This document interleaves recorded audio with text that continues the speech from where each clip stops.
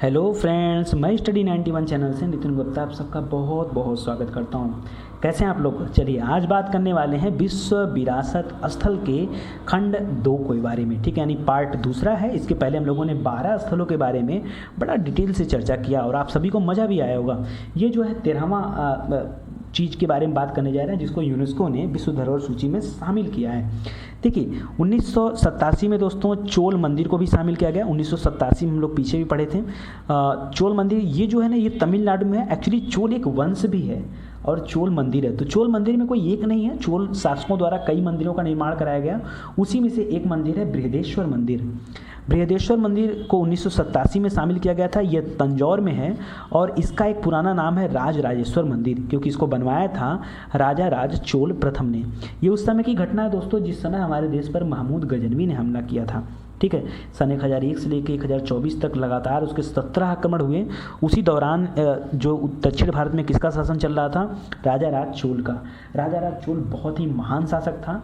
इन्होंने श्रीलंका तक पर विजय किया था और इनका जो लड़का था राजेंद्र प्रथम, वो और भी महान शासक था। उसने लगभग 1200 द्वीपों पर कब्जा कर रखा था। मतलब इंडोनेशिया, जावा, सुमात्रा, अंडमान निकोबार, मालदीव, लक्षद्वीप सब का सब उसके अंडर था। तो अच्छा किए थे कि ये गजनवी बेटा दक्षिण भारत नहीं गए थे, नहीं तो फिर वो लौट के नहीं आते। ठीक है, आइए बृहदेश्वर मंदिर, उसी बृहदेश्वर मंदिर की बात करता हूँ और उसका एक दूसरा नाम है राजराजेश्वर मंदिर। याद रहेगा आपको। यह मंदिर पूर्णतया ग्रेनाइट का बना हुआ है और इसकी इसी विशेषता कारण यह विश्व का एकमात्र ऐसा मंदिर है जो पूरी तरीके से ग्रेनाइट का बना हो। ठीक है, 1987 में इसको विश्व धरोहर सूची में शामिल किया गया था।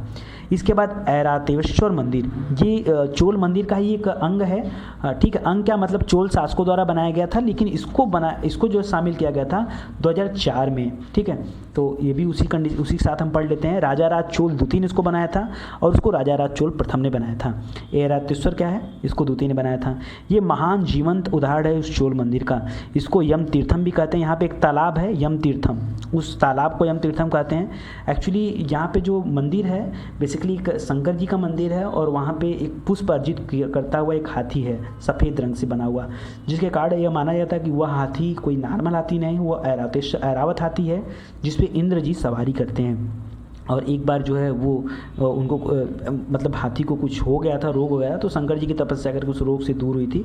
तो ऐसा कहानी है। और ये जो है कहा जाता है कि यमराज जो थे उनको किसी ऋषि ने श्राप दे दिया था और यहाँ पे पूजा अर्चना करके इसी तालाब में उन्होंने स्नान किया था तो उनका रोग सही हो गया था, इसलिए इसको यम तीर्थम कहते हैं। तो वो ऐरावतेश्वर मंदिर यहाँ पे है। इसके बाद सांची का बौद्ध स्तूप, ठीक है, ये तो शामिल होना ही होना था, मोस्ट इम्पॉर्टेंट है, सबसे पुरानी धरोहर हमारी है। 1989 में इसको जो है शामिल किया यूनेस्को ने अपने अंडर में। ठीक है, और विश्व विरासत सूची में शामिल किया। ये रायसेन जिला में है। अभी मैंने पीछे बात किया था कि जो खजुराहो का मंदिर था वो छतरपुर जिला में था और सांची का स्तूप जो रायसेन जिला में है, मध्य प्रदेश में, बेतवा नदी के तट पर है दोस्तों। बेतवा माई सुनते होंगे, झांसी भी इसके किनारे है। ठीक है, और इसको बनवाया था अशोक ने। यहाँ पे बुद्ध के अवशेष भी रखे हुए हैं और 1817 में सबसे पहले जॉन टेलर ने इसको देखा था। सांची के स्तूप को सबसे पहले किसने खोजा था? तो जॉन टेलर ने खोजा था। पुष्यमित्र शुंग द्वारा हालांकि इसको तुड़वाया गया था, ऐसा इतिहास बताता है, लेकिन उसका जो पुत्र था अग्निमित्र, उसने इसका पुनर्निर्माण भी कराया।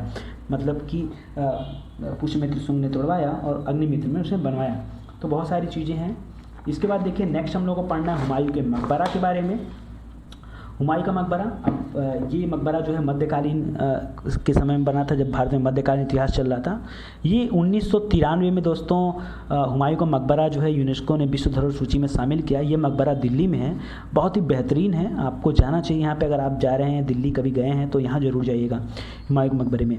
इसको बनवाया था हमीदा बानो बेगम ने। हुमायूं की मृत्यु होने के बाद हमीदा बानो बेगम ने बनवाया था 1562 में। ठीक है, चारबाग शैली का प्रथम उदाहरण है। चारबाग शैली आप लोग नहीं समझेंगे, अगर आपने ताजमहल देखा है तो ताजमहल के सामने जो बाग है बना, ठीक है, जिसके बीच में तालाब है, वो जो वो चारबाग शैली है और वो कॉपी किया गया इस हुमायूं के मकबरे से। भारत में पहली बार चारबाग शैली का बाग लगाया गया, कहाँ पर? हुमायूं के मकबरे पर। इसकी नक्काशी किया था मिर्जा गियास बेग ने और दोहरे गुंबद वाला मुगल काल का पहला रचना है यह। ठीक है, पहला स्थापत्य कला है, दो दोहरे गुंबद का है। ताजमहल का पूर्वगामी भी इसको कहा जाता है। ऐसा माना जाता है कि ताजमहल जो है इसी से प्रेरित होकर बनाया गया है। और हुमायूं ने यहाँ एक काफ़ी सारे लोगों का मकबरा है, लगभग 100 से ज़्यादा लोग यहाँ दफनाए गए हैं। हालांकि पहचान नहीं हो सकी, जिनकी पहचान हो सकी वो ये हैं हमीदा बानो बेगम जो इनकी बहन थी, ठीक है। इसके बाद दारा सिको इनका पोता था, और जहादर शाह, फर्रुख शेर, रफ़ीउद्दरजात, रफ़ीउद्दौला और आलमगीर दुती, ये कुछ फेमस लोग हैं। इसके अलावा जो लोग दफनाए गए ऐसा माना जाता है कि वो शाही परिवार से रहे होंगे, इसलिए उनको वहाँ दफनाया गया। पित्रादुरा शैली का पहला प्रयोग भी यहाँ पे हुआ। पित्रादुरा शैली एक्चुअली जो संगमरमर होता है उसके अंदर एक डिजाइनिंग का तरीका होता है पित्रादुरा शैली। तो ताजमहल में भी आपने देखा होगा वहाँ की दीवारें पर कुछ इस तरह के डिज़ाइन बने हुए हैं, उस तरह के डिज़ाइन वो हुमायूं के मकबरे पर ही बना हुआ है। ऐसा पहला उदाहरण है। तो दो चीज़ें यहाँ पे बिल्कुल नया है, तीन चीज़ें, एक चारबाग शैली का प्रयोग, पित्रादुरा शैली का प्रयोग, इसके अलावा दोहरे गुंबद वाला।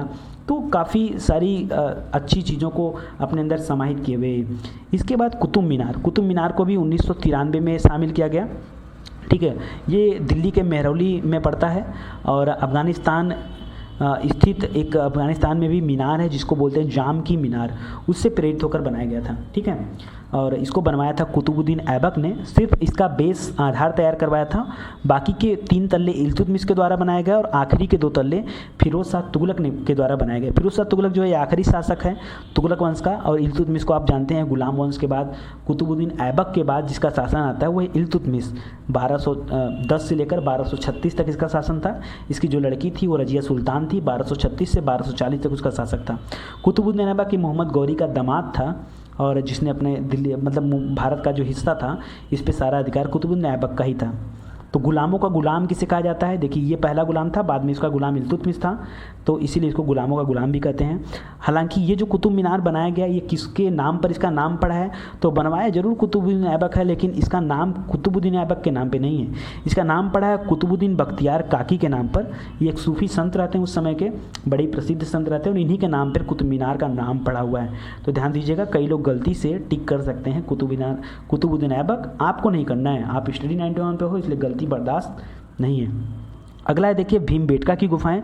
1993 के बाद ऐसा रूठा यूनेस्को हमसे कि पूरी की पूरी 10 साल तक भारत पे नज़र ही नहीं रखा उसने। सीधा बात करते हैं 2003 में, ठीक है, 93 के बाद 2003 में। और भीमबेटका की गुफाएं दोस्तों रायसेन में है।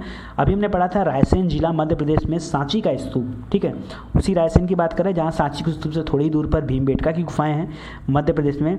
और इसमें पूरा पाषाण काल और मध्य पाषाण काल के शैल चित्र मिलते हैं, डिजाइनिंग मिलती है जो पूरा पाषाण काल मध्य पाषाण काल में बनाए गए थे। मतलब जब आदिमानव लोग रहते थे, ठीक है, उस समय के डिजाइन आज भी देखने को मिलते हैं और वो मिलते हैं भीमबेटका की गुफाओं में। इसका खोज सबसे पहले किया था डॉक्टर विष्णु श्रीधर ने। लगभग 750 गुफाएं यहाँ मौजूद हैं, तो बड़ी अच्छी जगह है। और यहाँ जो पेंटिंग की गई है ना, ऐसा मत समझिए कि ऐसे पेंटिंग है, उसमें रंगों का इस्तेमाल भी किया गया है, लाल पीला हरा नीला इस तरह की रंगों का इस्तेमाल भी किया गया है। इसके बाद चापानेर पावागढ़ पार्क, इसको 2004 में जो है यूनेस्को ने शामिल किया विश्व धरोहर सूची में। ये गुजरात में है, एक पार्क है और 38 स्मारक इसके साथ और शामिल किए गए जो कि सब पुरातत्व के विभाग के दायरे में आते हैं। लाल किला को 2007 में शामिल किया गया। बड़ा ही अच्छा स्थल है दिल्ली का, बहुत ही फेमस है, बहुत सारे लोग गए भी होंगे यहाँ पे। और इसको भी शाहजहाँ ने बनवाया था 1639 में। अभी हमने पीछे पढ़ा ताजमहल के बारे में, तो ताजमहल पहला स्थल था जिसको शामिल किया गया था और शामिल किया गया था 1983 में। और हमने पढ़ा कि शाहजहाँ ने ताजमहल को कब बनवाया, तो मुमताज़ महल की याद में बनवाना शुरू किया था और वो शुरू किया था 1631 से 1653 के बीच में, ठीक है। तो वही हमने बताया था 1631-32 के दौरान शुरू होता है और 1653 तक इसका काम चलता है। तो उसी बीच में 1639 में लाल किला भी बना है और इसको बनाया हमीद और अहमद शिल्पकारों ने, ठीक है ना, उनका नाम था। और यहाँ पे इसको बनाया गया लाल बलुआ पत्थर से, पूरे का पूरा लाल कलर का, आप तो देख ही रहे हैं। और किला ए मुबारक भी इसको कहा जाता है, किला ए मुबारक, औरंगजेब कहता था इसको, ठीक है। और औरंगजेब शाहजहाँ का भाई लड़का था, सबसे बड़ा लड़का वैसे शाहजहाँ का दारा शिकोह था, दूसरे नंबर पर औरंगजेब था। हालांकि औरंगजेब ने दारा शिकोह को मार दिया था, तो याद रखिएगा इस चीज़ को। मोती मस्जिद यहाँ पे है, इसी में है। मोती मस्जिद को बनवाया है औरंगजेब ने। ध्यान दीजिएगा, आपसे पूछता है कई बार एग्जाम में, तो आप गड़बड़ मत करिएगा। जो लाल किले में मोती मस्जिद है वो बनवाया है किसने? इसने, औरंगजेब ने। जबकि जो आगरे के किले में मोती मस्जिद है वो बनाया है शाहजहाँ ने। तो शाहजहाँ जिसमें ताजमहल बनवा रहा था वहीं पे मोती मस्जिद भी बनवाया, ये ध्यान दीजिएगा, गड़बड़ मत करिएगा।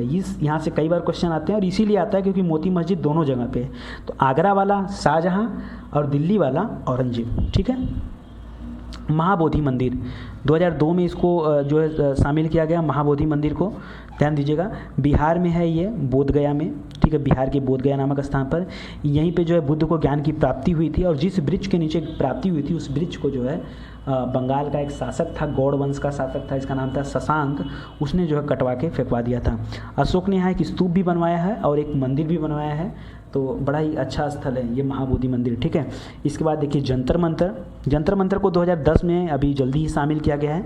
यह राजस्थान के जयपुर में है और इसको बनवाया है सवाई राजा जयसिंह द्वितीय ने। देखिए द्वितीय याद रखिएगा, सवाई राजा जयसिंह द्वितीय ने। 1724 में सबसे पहले दिल्ली में बनाया गया, 1734 में आके 10 साल बाद राजस्थान में बना, राजस्थान वाले को शामिल किया गया है। और 1749 से 50 के दौरान मथुरा, उज्जैन और बनारस 3 जगह पे शामिल किया गया। अभी प्रेजेंट टाइम में केवल दिल्ली और राजस्थान वाला बचा है, बाकी इन तीनों के, चाहे मथुरा हो, उज्जैन हो और बनारस, इन तीनों जगहों को जो जंतर मंतर था वो समाप्त हो चुका है, मतलब उसके अवशेष ही खाली बचे हैं थोड़ी बहुत, बाकी कुछ नहीं है। जंतर मंतर एक्चुअली खगोलीय वेधशाला था जहाँ से ग्रहों की स्थिति और समय का बड़ा ही सटीक जानकारी मिलती थी। आज भी जो राजस्थान सरकार है वहाँ का जो कैलेंडर तैयार करती है वो इस वेधशाला के द्वारा तैयार करती है। बड़ा अच्छा है दोस्तों, मैं यहाँ गया हूँ, बहुत ही बेहतरीन जगह है ये। और जंतर मंतर की खासियत है कि ये 2-2 सेकंड का डेटा आपको देता है, हर 2 सेकंड का। ऐसी इसकी नक्काशी की गई है, ऐसा डिजाइनिंग तैयार किया गया है, सवाई राजा जयसिंह द्वितीय ने कराया है ऐसा कि बेहतरीन है, ठीक है। इसका एक अलग ही चीज़ है। हाँ, वहाँ कभी आप जाइए तो बिना गाइड के मत जाइएगा, अदरवाइज आपको कुछ समझ में आने वाला नहीं है। 22वां स्थान है राजस्थान के 6 पहाड़ी किला। 6 पहाड़ी किलों को एक साथ जो है विश्व धरोहर सूची में शामिल कर लिया गया है, सब के सब राजस्थान में ही हैं। और 2013 में ऐसा किया गया था, 2013 में, ठीक है। क्या किया गया था, देखिए सबसे पहले आमेर का किला जो है ये जयपुर में है, इसको राजा मानसिंह प्रथम ने बनवाया था। और जो जंतर मंतर था वो राजा मानसिंह जयसिंह द्वितीय ने, ठीक है, मानसिंह द्वितीय ने, याद रखिएगा। गागरौन का किला है, ये झालावाड़ में है, ये भी राजस्थान में पड़ता है। और ये काली सिंध नदी और आहू नदी के संगम पर है, ठीक है, गागरौन का किला। इसके बाद कुंभलगढ़ का किला है, इसको महाराणा कुंभा ने बनवाया है। और अशोक द्वितीय जो का बनवाया नहीं, एक्चुअली इसका विस्तार करवाया था उन्होंने। शुरू में जो बनवाया था ये अशोक द्वितीय का पुत्र था संप्रति, उसने जो है बनवाया था। इसके बाद रणथंभौर का किला है। रणथंभौर का किला चौहान राजाओं के द्वारा बनाया गया था 944 में रणथंभन देव के द्वारा। रणथंभौर का किला रणथंभन देव के द्वारा। इसके बाद चित्तौड़गढ़ का किला है, ये भीलवाड़ा में है, ये भीलवाड़ा भी राजस्थान में है। ये इसमें रानी पद्मावती भी रहती थी। अभी हाल ही में कुछ दिनों बाद पिक्चर रिलीज होने वाली है पद्मावती, तो याद रखिएगा ये चित्तौड़गढ़ के किले में ही थी। जैसलमेर का किला दोस्तों ये 1156 में बना और रावल जैसल के द्वारा बनाया गया था, तो उन्हीं के नाम पे इस जगह का नाम भी जैसलमेर रख दिया गया है, ठीक है। ये बिल्कुल सारी चीज़ें, कुल के कुल 6 किले हैं। 6 किलों को 2013 में जो यूनेस्को द्वारा शामिल किया जाता है। इसके बाद देखिए अगला स्थल जो आपका है 23वें नंबर पर रानी की वाव। ये बहुत ही अमेजिंग प्लेस है दोस्तों, ज़मीन के अंदर की ऐसी बनावट आप सोच भी नहीं सकते हैं। 2014 में इसको जो यूनेस्को ने शामिल किया विश्व धरोहर सूची में। ये गुजरात के पाटण में है। और ये वाव, एक्चुअली वाव क्या होता है, वाव माने होता है बावड़ी, ठीक है, बावड़ी माने होता कुआं।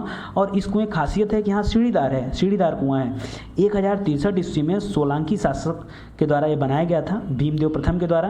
भीमदेव प्रथम की लड़ाई हुई थी दोस्तों गजनवी के साथ, और भीमदेव द्वितीय की लड़ाई हुई थी आपके मोहम्मद गौरी के साथ, ठीक है। इस बात को याद रखिएगा। भीमदेव प्रथम की रानी थी रानी उदयमती, उन्होंने बनवाया था इसको रानी की वाव इसीलिए कहा जाता है। 7 मंजिला वाव है, पूरा का पूरा अंडरग्राउंड 7 तल्ला है। मारू गुर्जर शैली में इसको निर्माण किया गया है। बहुत बेहतरीन है, गूगल पे एक बार खोल के देखिएगा जरूर से, बहुत बेहतरीन। नालंदा महाविहार, इसको 2016 में शामिल किया गया और नालंदा महाविहार भी बिहार में ही है।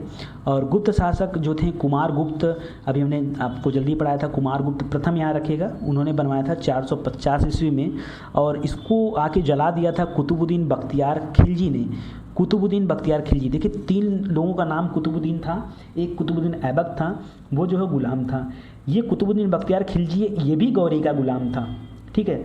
बिना गौरी के आदेश के इसने निकल लिया था बिहार जीतने और बंगाल जीतने के लिए, और जीत भी लिया था बिहार और बंगाल। यही जब बिहार में आता है तो पूरे के पूरे नालंदा में आग लगा देता है। कहा जाता है दोस्तों कि 1 महीने तक यहाँ पुस्तकें सिर्फ जलती नहीं, इतनी ज़्यादा किताबें थी यहाँ पे, सब पूरी की पूरी संस्कृति हमारा विनाश कर दिया इस कुतुबुद्दीन बख्तियार खिलजी ने। और जो कुतुब मीनार बना हुआ है वो किसके नाम पर बना हुआ है, कुतुबुद्दीन बख्तियार काकी के नाम पर बना हुआ है, ठीक है। इसका खोज सबसे पहले किया था फ्रांसिस बुकानन ने।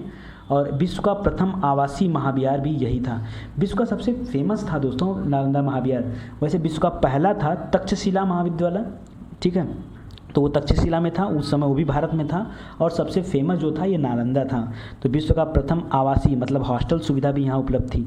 7वीं शताब्दी का जो चीनी यात्री था वेनसांग हुआ के यहाँ रुका था और यहाँ के आचार्य लोगों से मिला था और पढ़ाई भी यहाँ किया हुआ था, ठीक है।